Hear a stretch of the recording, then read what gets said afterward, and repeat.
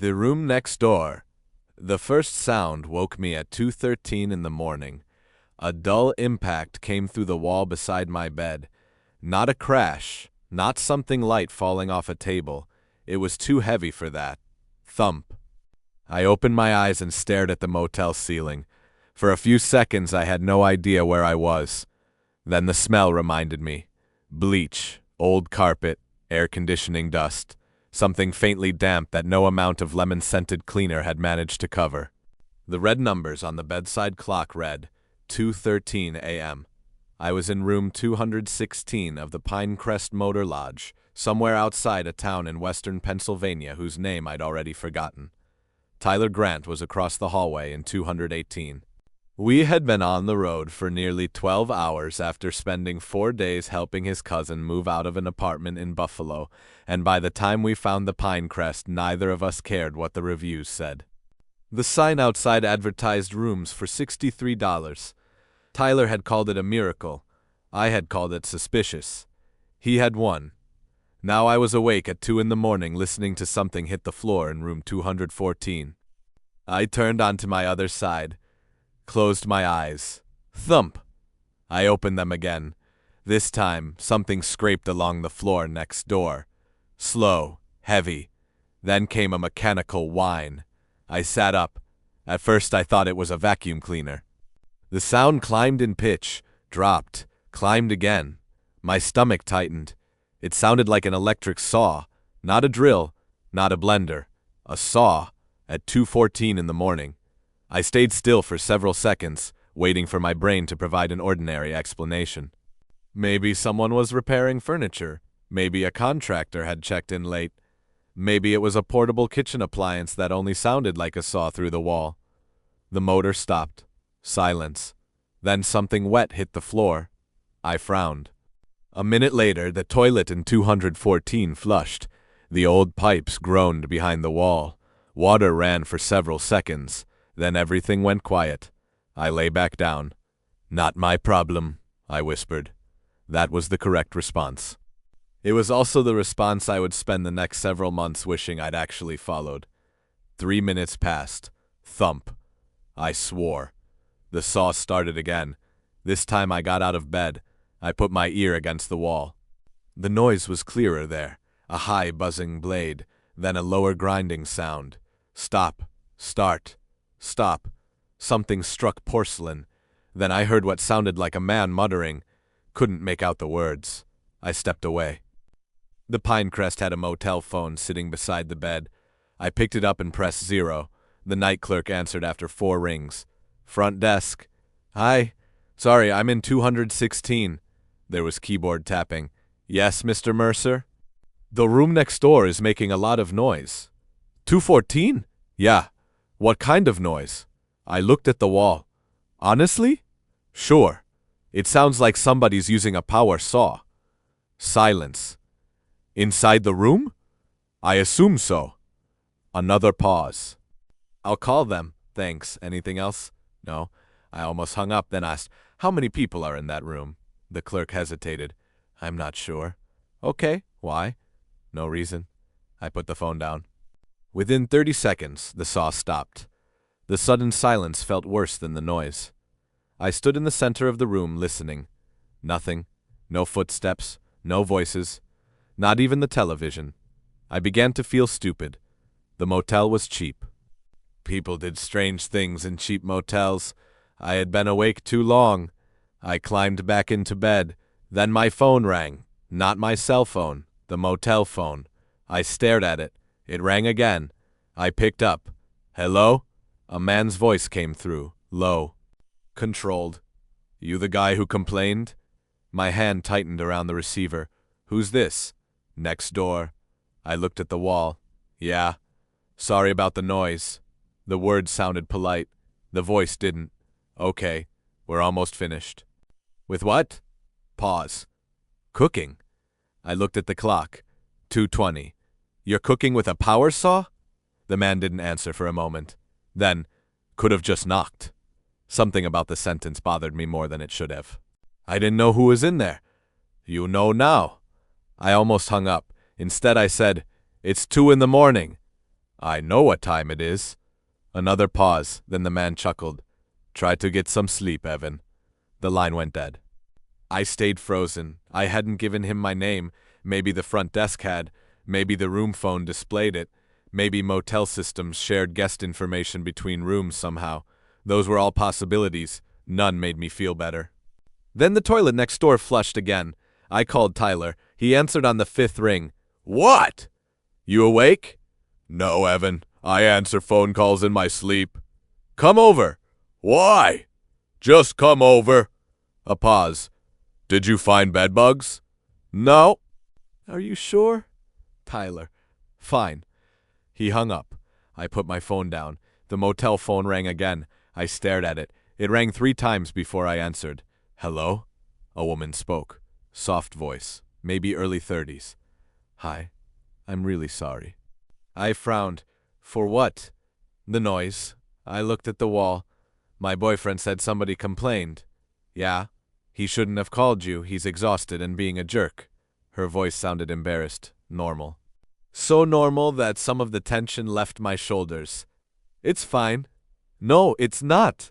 We didn't realize the walls were this thin. I almost laughed. They're pretty thin. I know that now. What are you doing in there? Pause. Making something to eat. At 2:30? She laughed. He gets hungry at weird hours. Sounded like you were building a table. Another laugh. Sorry. I checked the time. 2:28. What are you making? There was a tiny hesitation. Meat. What kind? You ask everybody staying next door this many questions? I'm the one trying to sleep. Fair. Behind her voice I heard something scrape. Metal against tile. Then she said, He's almost done. Good. He feels bad. Tell him not to. He wants to bring you some. No. It really is good. I'm sure. Consider it an apology. Seriously, I don't need... He'll be there in a minute. The call ended. I stared at the receiver.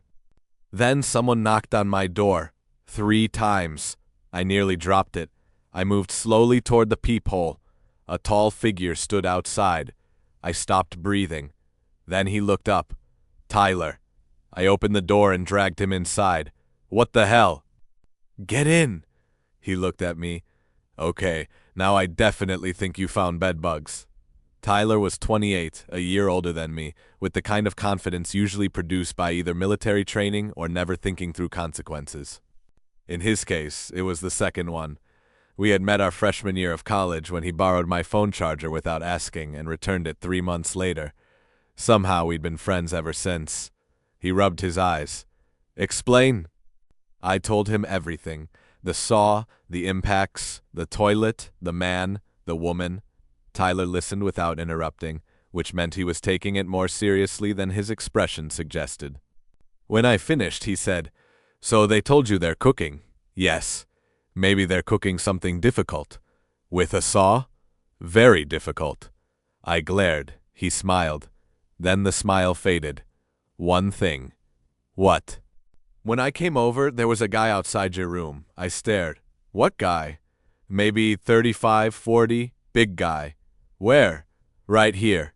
At my door? Basically. Did he knock? No. What was he doing? Tyler stepped toward the door. Listening. What? He was leaned toward the door, not touching it, just listening.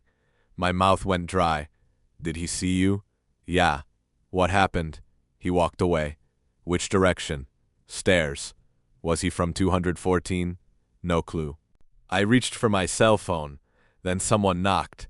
Tyler and I both froze. The second knock was lighter. A male voice spoke. Hey, room 214. Tyler mouthed, Don't.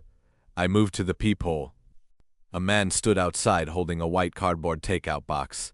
Mid-30s, average height, dark hair, gray sweater, clean-shaven, completely ordinary. Not the man Tyler had described.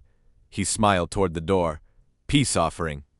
Tyler put his eye to the peephole after me. I whispered, That's not him? He shook his head. The man outside lifted the box.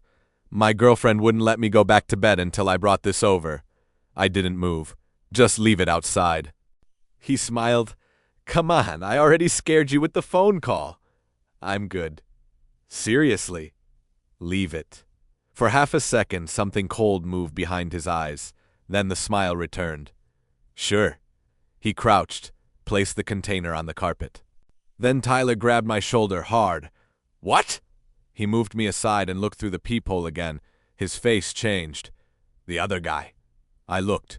Farther down the hallway, near the stairwell, another man had appeared. Larger, dark jacket. Something metal hung from his hand. A tire iron. He was staring at the man from room 214. Then the man outside my door turned.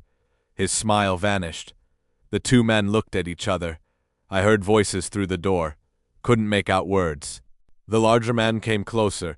The man from 214 stepped away from my door. Tyler whispered, "Call 911. I grabbed my phone.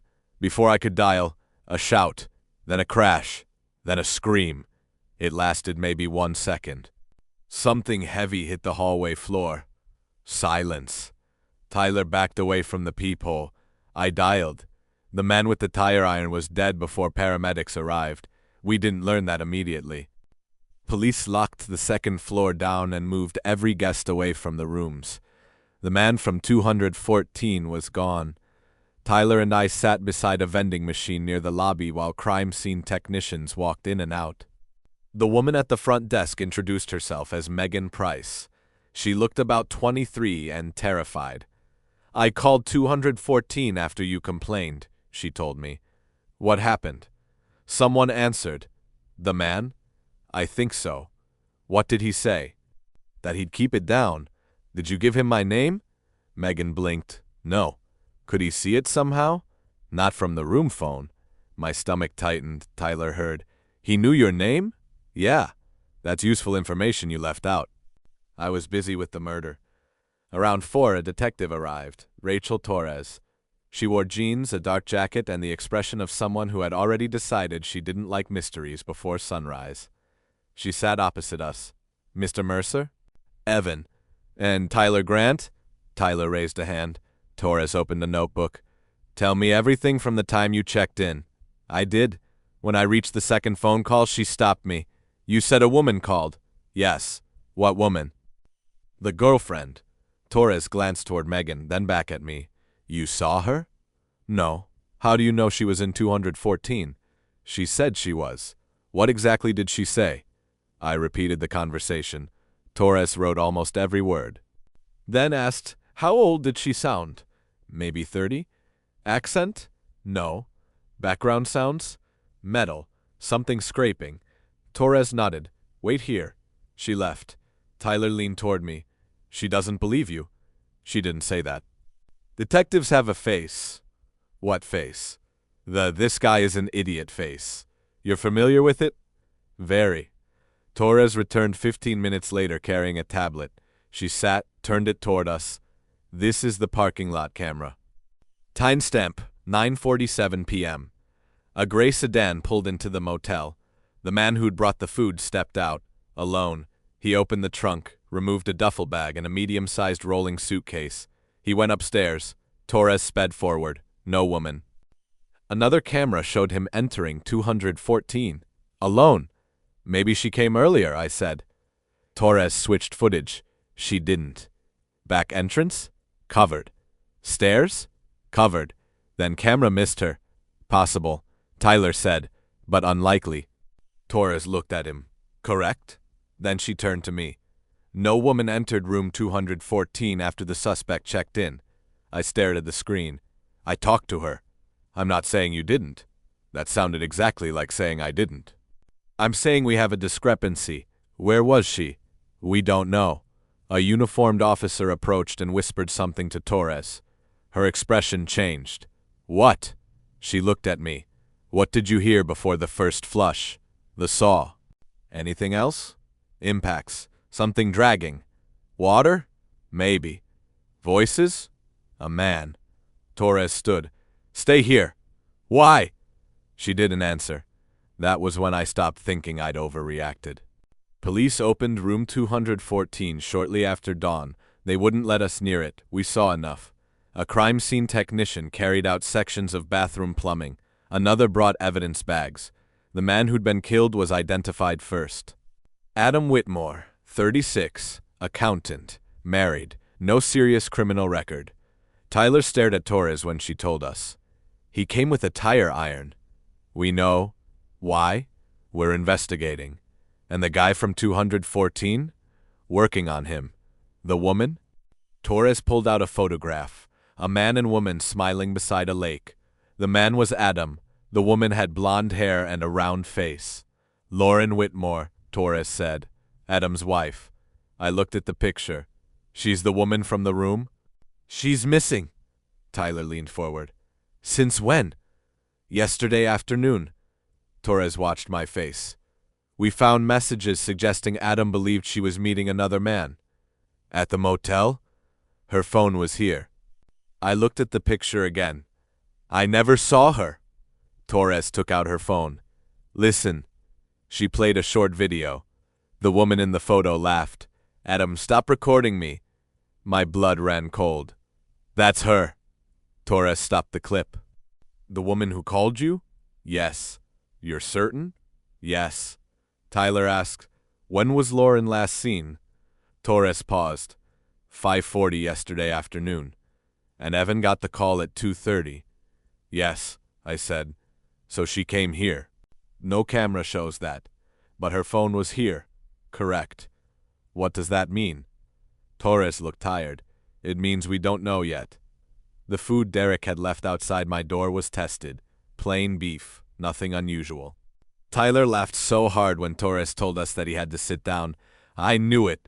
You said we almost ate somebody. I said maybe. You were disappointed.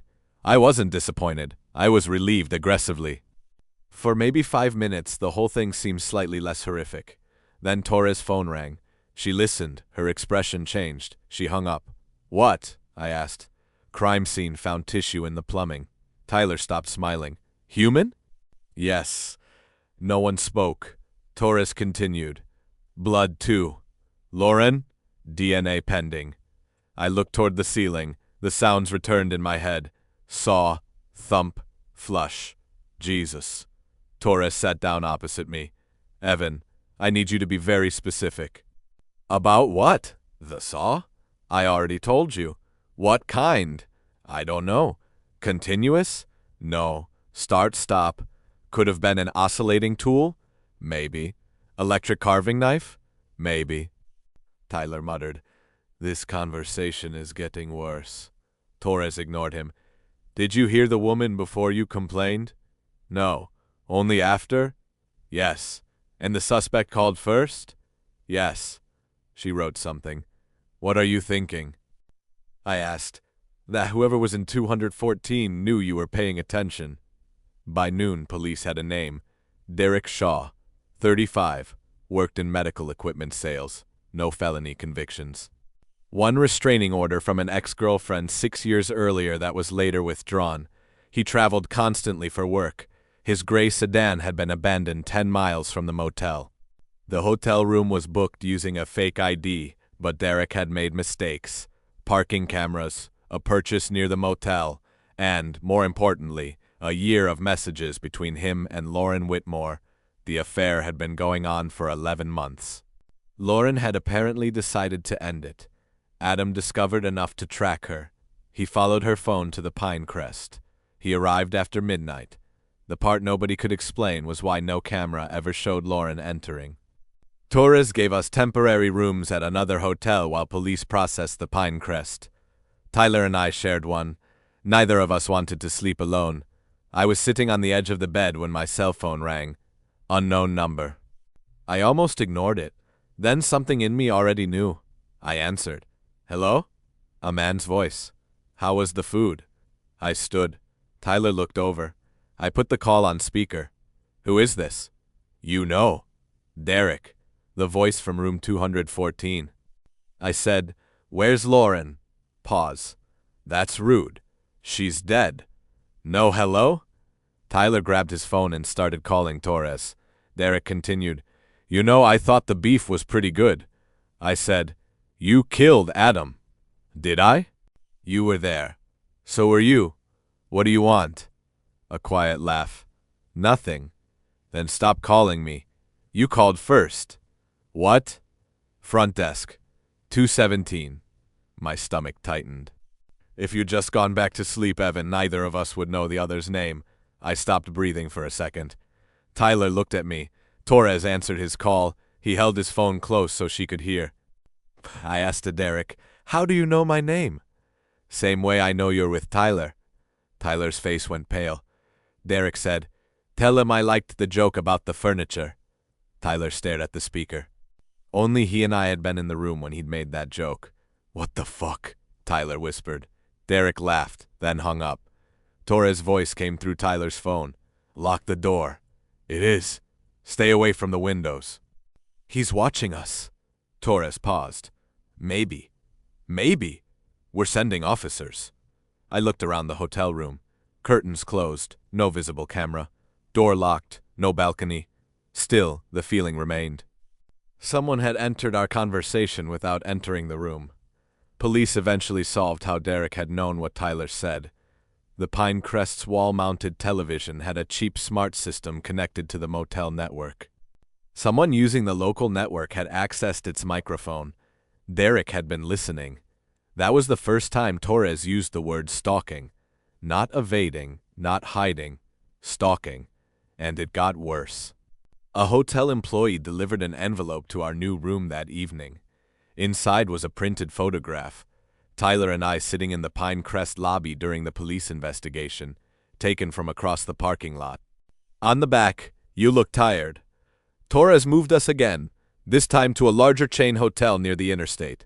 2 officers in the lobby, modern cameras, electronic locks. Tyler checked the room himself. Bathroom, closet, under the beds. Behind the curtains, I watched. Happy? No. Good. Why good? Because if you said yes, I'd know you've lost your mind. Around midnight, someone knocked. 3 quiet knocks. Tyler and I looked at each other. A voice. "Police." Tyler moved toward the door. I grabbed his sleeve. "Wait," the voice continued. "Mr. Mercer, Detective Torres needs you downstairs." I looked through the peephole. A man in plain clothes, badge clipped near his belt, maybe 40. He looked bored, normal. Too normal. Tyler whispered, "Call her." I did. Torres answered on the second ring. "What's wrong? Did you send somebody?" "No." The air left my lungs. The man outside knocked again. "Mr. Mercer?" Torres' voice became sharp. "Do not open the door." Tyler backed up. I said loudly, "Detective Torres says she didn't send anyone." Silence. Then footsteps. Slow, unhurried. I looked through the peephole. The hall was empty. Police arrived 6 minutes later. The camera outside our room had been covered with black spray paint. Another camera caught the man entering a stairwell, cap, jacket, face down. Torres watched the footage. Tyler stood behind her. "Why doesn't he just run?" Torres didn't answer. "He killed 2 people, Tyler continued. "Police know who he is. Why stay close?" Torres looked at me. "Because this stopped being about escape." "What is it about?" She hesitated. "Control." Derek began calling every day. Sometimes morning, sometimes 3 in the afternoon, sometimes 4:07 a.m. If I answered, he'd speak. If I didn't, he left messages. "Sleep okay? Tyler still snoring?" "Tell Rachel the blue jacket suits her." When we changed phone numbers, he got the new ones. When police gave us temporary phones, he called those too.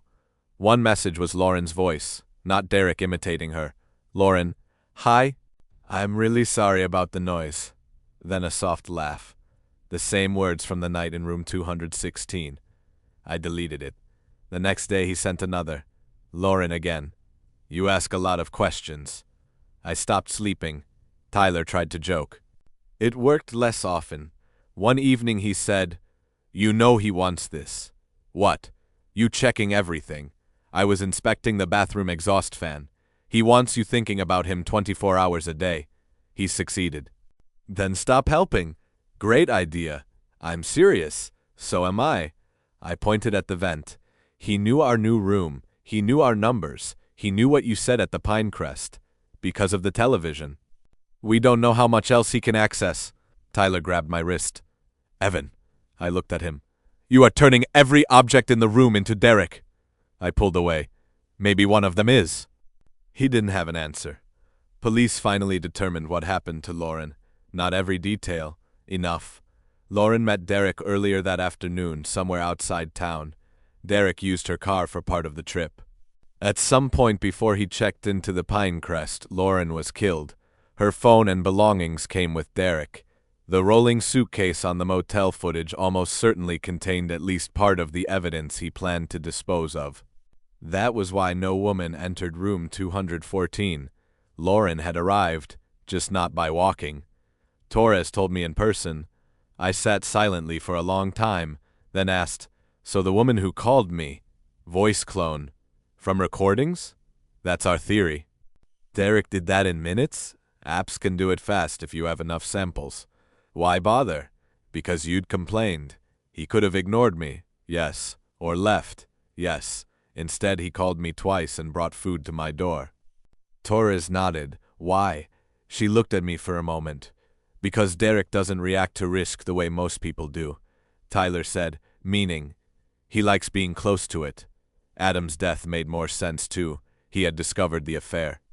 Tracked Lauren's location to the motel, drove there furious, brought a tire iron, not because he planned to kill strangers, because he expected to confront the man sleeping with his wife. He arrived after Lauren had already been murdered. Tyler saw him near my room because Derek had switched between rooms while moving evidence. Adam didn't know which door was correct. He was listening, looking, trying to find Lauren. We had watched him through the peephole and assumed he was the threat. Then Derek approached with food and a smile. Derek killed Adam before he could understand what had happened. That detail bothered me more than almost anything. Adam died believing his wife was alive somewhere in that motel. The next attempt started with a smell. Sweet, chemical, barely noticeable. Torres had moved us to rooms above an old county administrative building. The location wasn't public. 2 deputies stayed downstairs. No room service, no housekeeping, no other guests. Tyler and I checked everything before sleeping. Around 11 he said, "Do you smell that?" I sniffed. "Cleaning stuff?" "Maybe."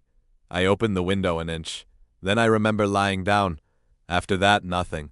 Until I woke up. Tyler was tied to a chair. Blood covered his shirt. Derek stood behind him. I sat up. The room tilted. "There he is," Derek said. My mouth felt dry. "What did you do?" Derek smiled. "Nothing you wouldn't do for him." Tyler lifted his head. "Evan!" I got out of bed. My legs felt wrong, weak, too light. "Let him go." Derek held a knife beneath Tyler's jaw. "Window." "What?" "Go to the window." I looked toward it. The large glass panel was open. Cold night air came through. "No." Derek pressed the blade harder. Tyler whispered, "Don't." Derek said, "One of you leaves this room alive." I stared. "You choose." "Why?" "Because I'm curious." Tyler shouted, "Don't fucking listen to him." Derek struck him. Blood sprayed across the carpet. Something inside me broke. "Stop." "Window." I moved. The floor seemed longer than it had before. The room stretched around me. Derek dragged Tyler behind. I reached the open window. 5 floors below, concrete, parked vehicles, street lights. Derek said, "Climb." "No." Tyler was crying now. "Evan, don't." Derek smiled. "You're always the careful one, right?" I looked at him. He continued, "Tyler's the idiot." Tyler muttered, "Fair." Even then, even tied up, he made a joke. I almost laughed. Derek shoved the knife against him. "Climb." I stepped onto the ledge. Cold air. 1 foot outside. My hands trembled. Derek said, "Jump and I call an ambulance for him." "You're lying." "Probably." "Then why would I?" "Because you don't know." That sentence landed harder than the threat. You don't know. I looked down, then back at Tyler. His face was pale, blood everywhere. He shook his head. "Derek, 1 minute." I stared at the room. Something was wrong. The lamp. It had been beside my bed earlier. Now it was next to Tyler. I blinked. It was beside the bed again. My heartbeat slowed. Derek said, "Evan." The television screen reflected the room. Me at the window. Tyler in the chair. Derek standing behind him. But Derek's reflection moved late. Half a second. Then a full second. I stared. Derek smiled. "What?" I looked at Tyler. "Say something." "What?" "Anything." Tyler stared at me. Derek said, "Jump." Tyler shouted, "Don't!" I looked down at his shoes. He wasn't wearing shoes. Then I remembered he'd gone to sleep wearing socks. Dumb detail, meaningless, except 1 second later he was wearing shoes. My breathing steadied. I stepped down from the window. Derek moved the knife. "I'll kill him." I shook my head. "No, Evan, you're not real." Derek smiled. "That's what you need me to be." I looked at Tyler. Neither is he. Tyler's face collapsed. "What the hell?" Derek cut his throat. Blood poured over Tyler's shirt. I flinched but didn't move. Tyler fell. Derek rushed me. The knife entered my chest. No pain, no pressure, nothing. I whispered, "You're not real." The room folded inward. Sound disappeared. Then I opened my eyes. I was standing at the window, alone, 1 foot balanced on the outer ledge. My body pitched forward. I threw myself backward, hit the floor, screamed. There was no Derek. No Tyler, no chair, no blood. The window was physically open. The safety stop had been removed. Another few inches and I would have gone out. "Tyler." No answer. I staggered into the hall. Nothing. Bathroom. Water. I slammed the door open. Tyler was kneeling beside the tub, his head underwater, his hands locked around the edge like he was deliberately forcing himself down. I grabbed him. He fought. Hard. "Let go! Tyler!" He elbowed me. I dragged him backward. He came out choking, then punched me in the face. "Evan! I'm right here! No! Tyler!" He crawled backward, stared at me, then at the tub.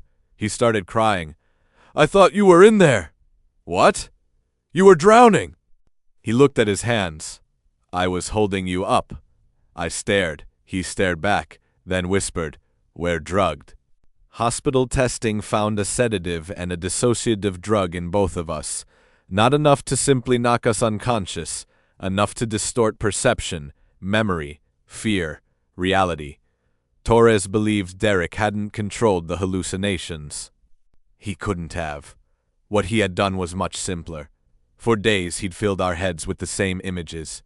Him, violence, Lauren's voice, death. The idea that one of us might be forced to choose between ourselves and the other. Then the drugs let our brains build the rest. Derek never needed to be inside the room. The problem was no one could prove how the chemicals got there. Torres suspected ventilation. A service corridor ran behind part of the building. Someone had tampered with an intake vent. No usable prints, no camera angle. Tyler sat beside me in the hospital. His hands shook. He kept them under the blanket. I said, "You okay?" "No." "Good." He looked at me. "Why does everybody keep saying that?" "Because if you said yes, I'd be worried." He almost smiled, then said, "I saw you die." "So did I." "No." His voice became quiet. "I saw you underwater." I didn't answer. "I kept trying to pull you up." "But you kept slipping." "Tyler, I could feel you. It wasn't real." He looked at me. "That's the problem." After that, I stopped trusting anything. Not in a dramatic way, not all at once. Small things. A shadow moved. I checked twice. The phone rang. I watched it ring before touching it. Torres entered her room. I stared at her badge, her face, her hands. One afternoon, Tyler came back from getting coffee, and I refused to let him near me until he told me where we'd spent spring break junior year. He stared at me. "Evan." Answer. "Daytona." "Wrong." His expression changed. Then he smiled. "Because we didn't go anywhere. You got mono. I let him in. He didn't make fun of me. That was worse. One night he woke up and found me standing beside his bed holding a chair leg. I didn't remember getting there. He spoke slowly. Evan. I stared at him. Put it down. How do I know you're awake? He swallowed.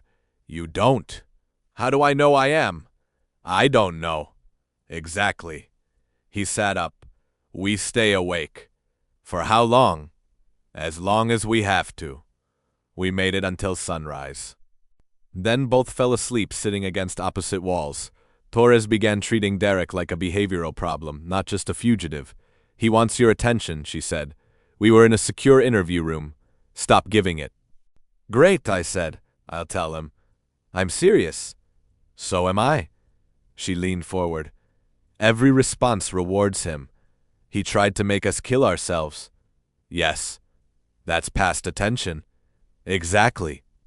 He's escalating because you aren't breaking the way he expected, Tyler said. What does breaking look like? Torres looked at us, turning on each other. Neither of us spoke. She continued. He knows your friendship is useful. Useful how? As leverage. I remembered the hallucination. Jump or Tyler dies. Tyler drowning himself because he thought he was saving me. Torres said, he doesn't need to physically separate you if he can make you question whether the other person is real. I looked at Tyler, he looked back. For a second, the thought itself felt dangerous. 3 days later, police found Derek's car, an abandoned storage property 30 miles away. His phone was inside. Clothes, food, a laptop. Torres called us. We may have him. My entire body loosened. Tyler pumped one fist. Finally. Do not celebrate yet, Torres said. Too late. Police surrounded the property. A thermal camera showed movement inside one unit. Team entered. Nobody. A space heater had been left running beneath hanging clothes. Derek's phone played a recorded breathing track. It was a decoy. 7 minutes later, Torres called again. Her voice had changed. Evan, what happened? Stay exactly where you are. He's not there. No. Tyler stood. I asked, then where is he? We don't know. Silence. Torres continued. He wanted us focused on that site. My stomach dropped. Why? Another pause. Because he knows where you are.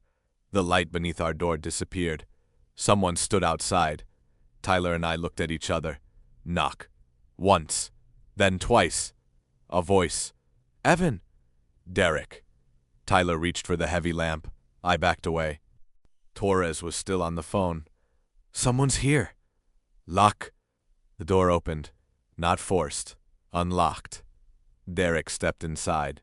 He wore dark jeans, a black jacket, held a pistol in one hand, knife in the other. He looked exactly like the hallucination. Same calm face, same small smile. He closed the door. You're getting better at this. Tyler lifted the lamp. Derek pointed the gun. Put it down. Tyler did. I stared. My brain rejected the scene immediately. Too perfect. Derek, door, weapon, threat. It was exactly what I expected. I said, You're not real. Derek smiled. Are you sure? Torres' voice on my phone shouted, Evan? Derek kicked the phone away. I didn't move. He stepped closer. You're in my head. Probably. You're not here. He tilted his head. Then this shouldn't hurt. The knife moved. Pain exploded through my shoulder. Real pain. Hot. Immediate. Blood ran down my arm. I screamed. Derek leaned close. There you are. Tyler lunged. Derek hit him with the pistol. Tyler went down. I tackled Derek. No choreography, no heroic moment. Just bodies hitting furniture. The gun slid under the table. Derek punched me. Once in the jaw. Once in the ribs. Tyler grabbed Derek's ankle. Derek kicked him. I got hold of the lamp. Swung. Missed. Derek drove me into the wall. The knife fell. Tyler grabbed it. Derek hit him. Knife slid across the floor. I tried to stand. The room moved. Not hallucination, adrenaline. Maybe blood loss. Maybe fear. Derek looked toward Tyler, then at me. He's not real. I stopped. Tyler froze too. Derek smiled. You know what the drug does. I haven't been drugged. How do you know? I looked at Tyler. For half a second his face changed. Wet, pale, underwater. I blinked. Normal again. Derek whispered, "Maybe you're still at the window." My breathing stopped. Maybe none of this happened. Tyler shouted, "Evan!" Derek, "Maybe he isn't here." Tyler moved toward me. I raised the lamp instinctively. He stopped. His face hurt, not physically, emotionally. That almost convinced me he was real, but not enough. Then Tyler said, "Rochester." I frowned. "What?" "The gas station outside Rochester." Derek looked at him. Tyler continued, 2 years ago, your battery died. Memory. Rain. A freezing parking lot, Tyler insisting for 3 hours that he knew how to jumpstart a car. He didn't. We eventually called a tow truck. Tyler said, "You cried when you saw the bill." I did not. "You absolutely did." "No." "You made me swear never to tell anyone." I almost laughed. The room steadied. Tyler smiled. "That's you." I looked at Derek. "He's real." Derek's smile disappeared. I swung the lamp. This time it connected. He fell. Tyler kicked the knife away. I grabbed the gun. Derek tried to rise. I pointed it at him. My hand shook so badly the barrel moved. Derek looked up. "How do you know the gun's real?" I didn't answer. "How do you know Rachel's coming?" Sirens. Distant. Closer. Derek smiled again. "Could be part of it," I said. "Maybe." "What if you wake up?" "Then I'll deal with that." Torres and 2 deputies burst in less than a minute later. Derek was arrested alive. Even while they cuffed him, he kept looking at me. "How do you know this part is real?" I said. "I don't." For the first time, his expression changed. Not fear. Not exactly. Disappointment. I continued, "But you're still going to jail." Lauren's remains were recovered 3 days later. Derek had moved most of them before police arrived at the Pinecrest. Adam's phone finished the timeline. Lauren planned to end the affair. Derek killed her. Adam found out enough to track her phone. He arrived with the tire iron. Tyler saw him outside because Adam was trying to determine which room Lauren was in. Derek had moved between rooms during cleanup. Adam looked dangerous because he was furious. He wasn't stalking me. He wasn't waiting to attack Tyler. He was looking for his wife. Derek killed him when Adam finally found the correct door. Then, I made one phone call to complain about the noise. That was it. I hadn't witnessed Lauren's murder. Hadn't seen Derek doing anything. I'd heard sounds through a wall. But Derek knew police might eventually connect them. At first, we were loose ends. Later, Torres said that changed. Derek admitted he became interested in how easily fear altered our decisions. The voice cloning, the fake officer, the calls, the photographs, the drugs. The hallucination wasn't just attempted murder. It was an experiment. Could he make me step out a window? Could he make Tyler drown himself? Could he make us distrust each other enough that we became more dangerous than he was? He nearly did. That stayed with me longer than the physical injuries. 4 months later, Tyler and I drove to Ohio for his cousin's wedding, our first road trip since Pennsylvania. We didn't talk about the Pinecrest, not directly. Around midnight, Tyler pointed at a highway sign. Hotel, next exit. I checked prices. $239. Tyler looked offended. $239? Yep. For one night? Yep. That's robbery. Good. He looked at me. What? Maybe criminals can't afford it. Tyler laughed, a real laugh. We took the room. Bright lobby, cameras, keycard elevators, clean carpet, thick doors, no smell. Tyler walked into the room and looked around. I miss $63. No, you don't. I miss the concept of $63. Sleep in the car. He threw a pillow at me. At 1:30 we shut the lights off. For almost an hour, nothing happened. Then, thump. My eyes opened. Across the room, Tyler whispered, "No." Silence. Then, thump. I stared at the wall. Tyler sat up. "Don't." A mechanical buzzing sound started next door. Low, then louder. I looked at the hotel phone. Tyler pointed at me. "Whatever they're doing." The buzzing stopped. Pause. Then the toilet flushed. Tyler finished, "It's none of our business." I kept staring at the phone. For several seconds, neither of us moved. Then I said, "Yeah." I switched off the bedside lamp. Darkness. A minute passed. Nothing. Then from the other side of the wall, thump. Tyler pulled the blanket over his head. I did the same, and this time, I didn't complain. End.